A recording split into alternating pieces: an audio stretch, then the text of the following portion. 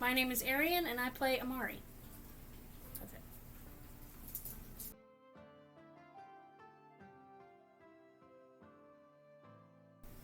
So, I have been playing D&D myself for about a year and a half now, and I have only ever played with the D20 Misfits. However, D&D has been in my life literally since I was a very small child, because my dad used to play.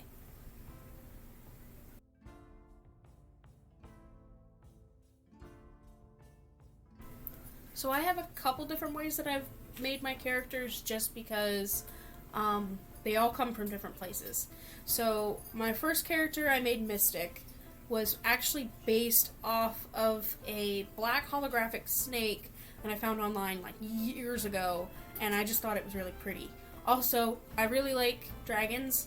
I'm also really attracted to shiny things, so I vibe with dragons a lot. So I was like, okay, first character I'm going to make is going to be a dragonborn.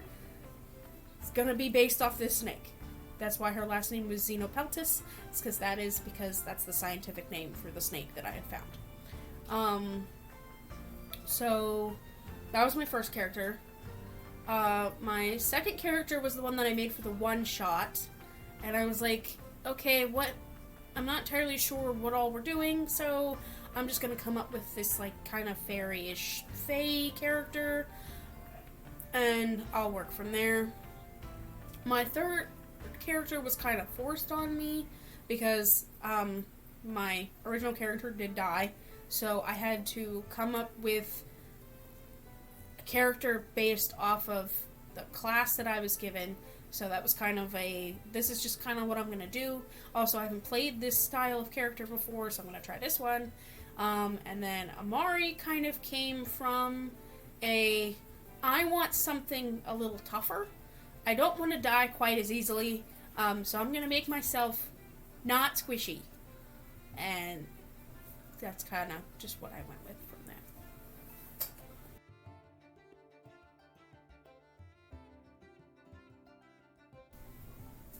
So there are a lot of differences between myself and my character.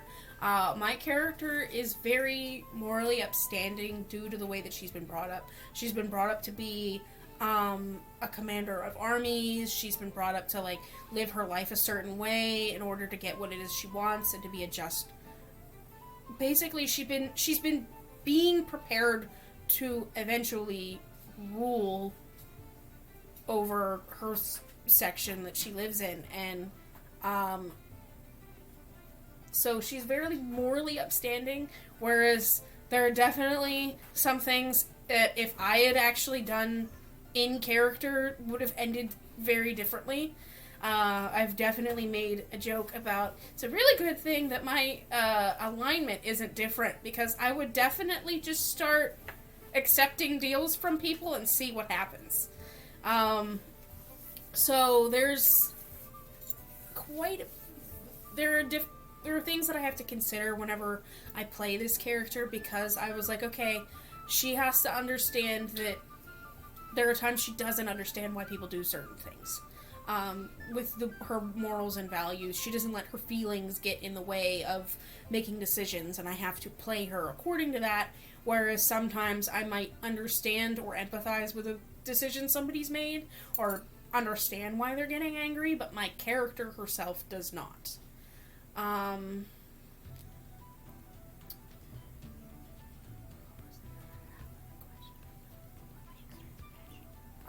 Well, I would say what makes her special is definitely the way that she's been brought up. Like, in terms of specialness, per her backstory, she is technically a commanding general in her armies and stuff, and that was a position that she's grown up with pretty much her entire life, because she is technically royalty, so she's being groomed to be able to rule, and I would say kind of that experience is what makes her special.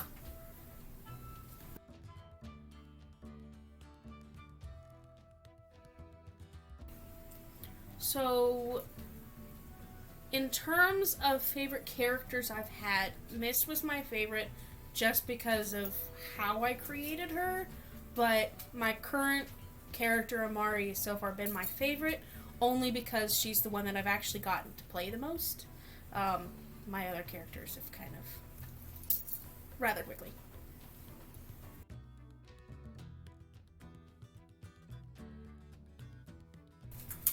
So the reason why D&D is important to me is mostly because it's kind of always been present throughout my life. I mentioned that my dad is a long-term D&D player, and it's something he did with his friend group every once in a while.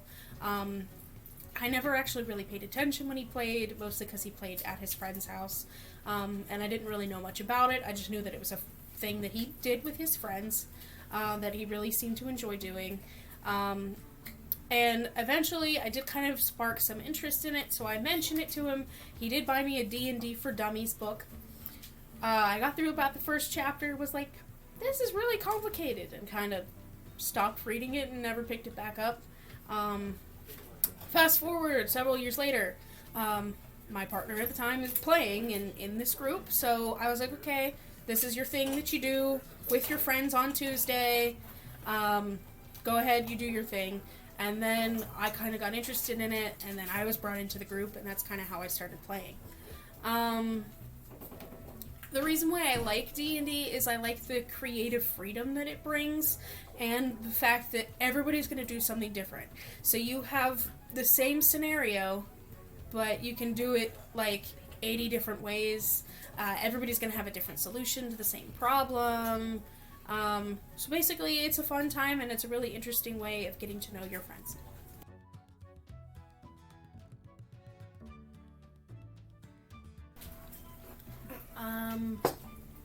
What difference has it made? Well, it definitely changes how sometimes I look at the way stories are created.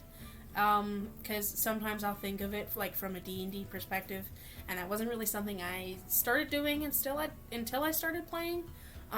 Because I'm a really big Lord of the Rings fan, watched it all throughout my childhood. A lot of the movies were released when I was a child, so I grew up watching it, and I didn't really think about the story from a D&D perspective, and I know a lot of D&D kind of tropes and stuff are from, or are based upon, like, Lord of the Rings and, like, older fantasy stories, so it's interesting to kind of see how the game has been brought about and how it's changed since, like, obviously the really kind of like older influences that it has. So that's definitely been a difference I've noticed, as I have looked at storytelling from a slightly different way, and also been like, oh, well, if I was this character, I would have done maybe it this way, and that's not really something I considered until I started playing D&D.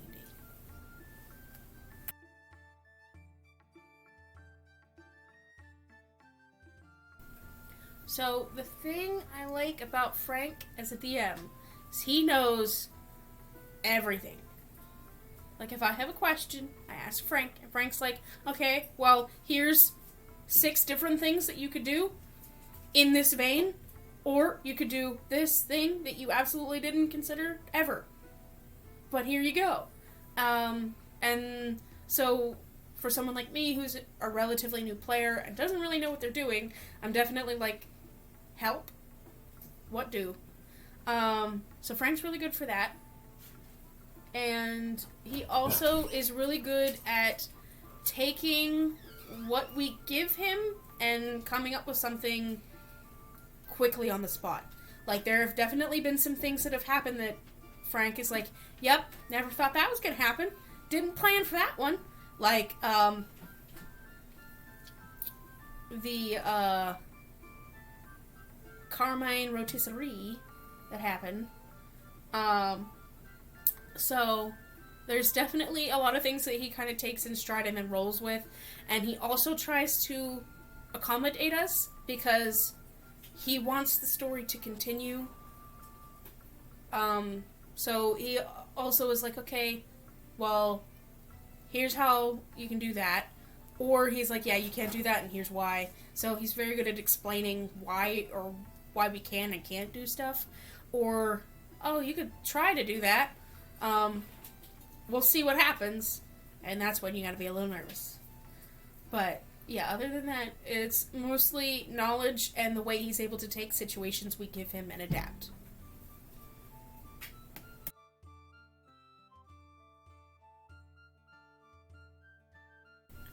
So my favorite thing about our game sessions is, as I said before, kind of seeing how everybody takes a singular problem and then seeing how they all deal with it differently. Because the way I might do something is definitely not the way Porkchop's going to do it, and Viking's going to have a different approach to it, but also we're also playing as our characters trying to solve a problem, so there's also that factor into it. And it's also interesting seeing how the relationships develop and how I accidentally somehow push people into relationships that they weren't necessarily prepared for, but there it is. So I would say that's the most fun thing, is seeing how everybody reacts to like different things and then seeing what they come up with in the meantime.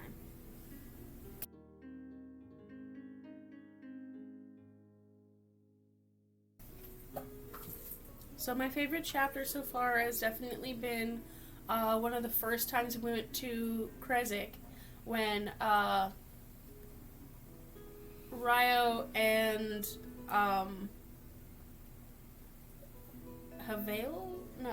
Noella's characters interacted with the old lady, just because it was funny.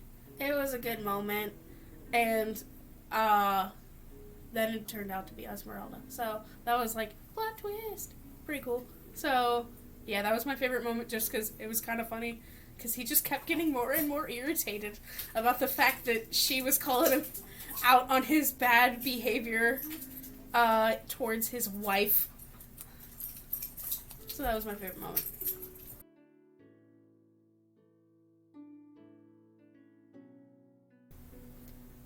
My favorite place is actually probably going to be the Ember Temple. I haven't been around to experience Castle Ravenloft yet, so I'm not entirely sure like what all it's about. But so far, the depthness of the Ember Temple and all the different elements to it and all the different passageways, I thought that was super cool. I'm a really big fan of castles and stuff, so the more intricate it is, the more I'm kind of interested in it. So far that has been my favorite place.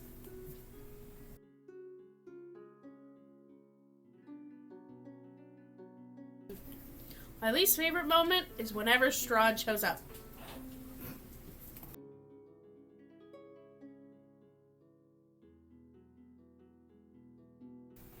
So one of the funniest things that has happened so far in our campaign has definitely been the interaction between Noella and the old woman and Ryo when they first were kind of exploring the town of, I think it was Vallaki, because she's just really laying into him about treating women right and marrying her properly and this, that, and the other, and it's just going downhill quickly. But it was a really funny interaction.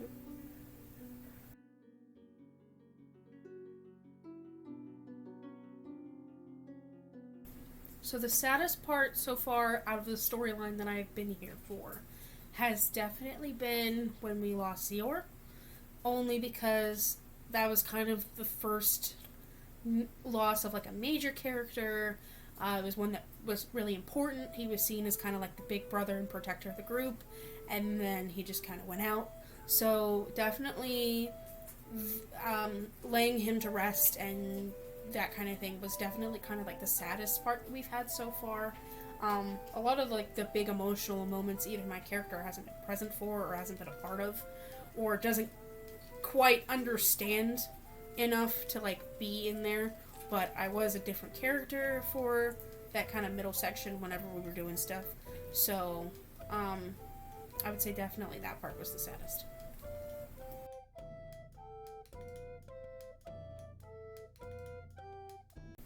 So my favorite enemy so far that we've had has definitely been the Frankenwolf, and that's only because I was able to take it out super sweet.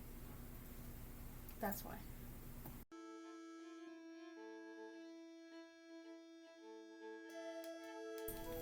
So I actually kind of have two favorite characters that are outside of our normal.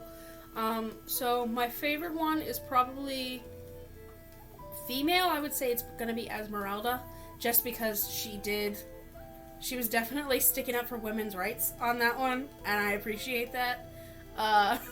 She was like, you better treat her right, and I appreciate that.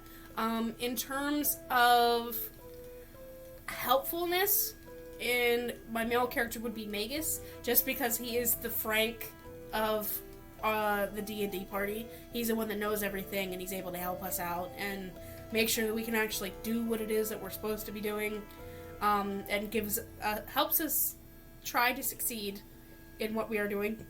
So he's my favorite male character.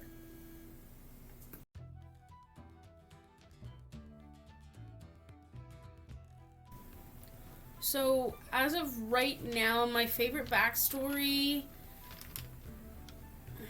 I'm gonna say, is probably going to be Strahd and his brothers, and that's only because that's probably, out of all of the characters, that's the one that I know the most. That's the one that has the most details to me. There are definitely some things like we don't know about just yet, so in terms of that, it's interesting to see why they went down that path. Like, why did they choose to do that? So in terms of that, I'm interested to see where their backstory kind of progresses into the main story. But as of right now, the most interesting backstory is going to be Strahd and his brothers.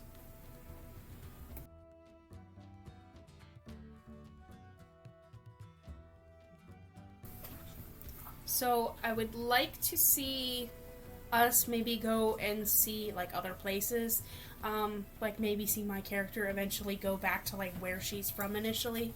So I'd like to see maybe a continuation of our story, kind of after like the main one is done, because we do have like, steps after this that we got to do. So I would like to see maybe what happens like after everything, maybe moving into like maybe a couple different areas with our current characters. It's either that, or I know what campaign we would be starting next, and I think that'll be really cool. But I don't have anything particular that I want to see. I'm just ready to experience whatever we're going to do next.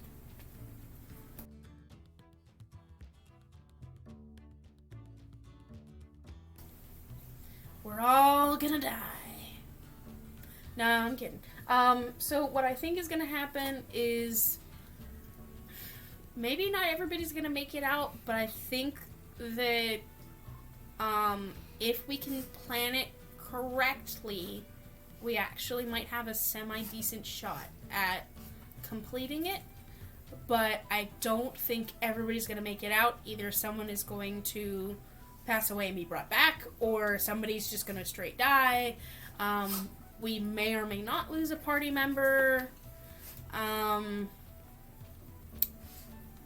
It's either that or it's total TPK. Like, that's pretty much it. It's either we're gonna lose maybe a couple people and then, get the job done and kind of go from there, or it's just gonna be a total TPK.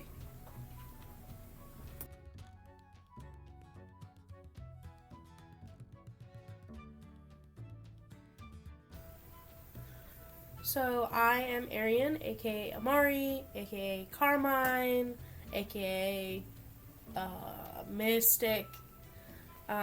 You get the deal. But thank you for hanging out with us. Thank you for listening to what I gotta say. Thanks for joining us on our weird, crazy journey. Because a couple of years ago, if somebody told me I was playing D&D on a regular basis, I would have been like, that's funny. But yeah, it's actually something that I'm kind of happy I got into, and there's a lot of different interesting things that you can do and brainstorm and play. So if you ever have thought about playing D&D, definitely get into it, because I'm a nerd of many things, but D&D wasn't one of them, and now it is. So, we hope that you enjoy our content. If you do, definitely like and comment and subscribe to our channel to see what other crazy shenanigans we get up to. But yeah, thanks for hanging out with me.